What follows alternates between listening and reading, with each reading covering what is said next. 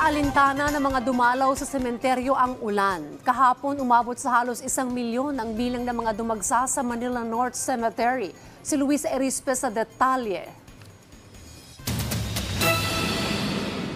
Nagsimulang dumagsa ang mga dumadalaw sa kanilang mga kaanak sa Manila North Cemetery. Karamihan sa kanila, hindi alintana ang makulimlim na langit at tumuloy pa rin sa sementeryo. Bandang tanghali, nagsimula naman ng bumuhos ang ulan. Imbis na kumonti ang tao, lalo pang nadagdagan at nagsimula ng magsiksikan papasok sa sementeryo. Ang mga dadalaw, kanya-kanyang diskarte, makadalaw lang sa puntod ng kanilang mga kaanak.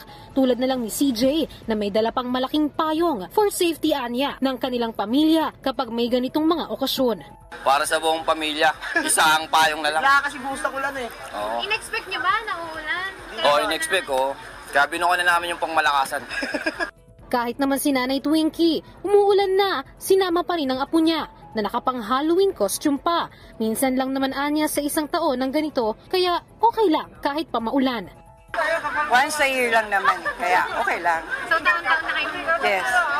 Bakit naka-costume pa si Baby? Galing kami sa Halloween party nila eh. O, diretso na dito. So, anong costume mo? Wednesday. Hey, sino pupuntahan mo? Lola. Lola. Lola.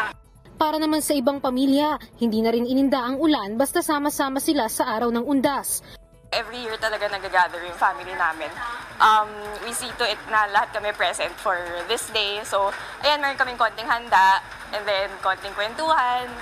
I think it shows how solid we are as a family. You know, we always remember even those who have passed.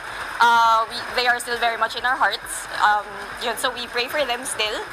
Sa datos ng Philippine National Police, pasado alas 4 pa lang aabot na sa halos 1 milyon ang pumunta sa Manila North Cemetery. Sanay na rin anya ang mga tao sa ganitong sitwasyon, kaya inasahan talaga nilang dadagsa ang mga tao sa ngayon dito.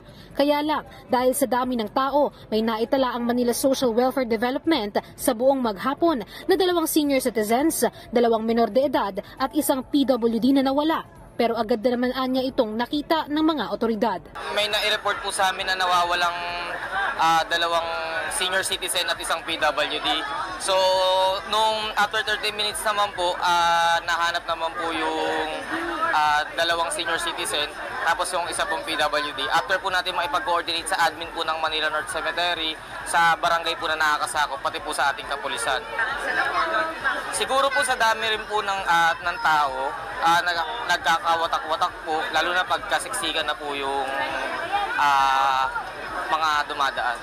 Luis Erispe para sa Morning Show ng Bayan, Rise and Shine Pilipinas.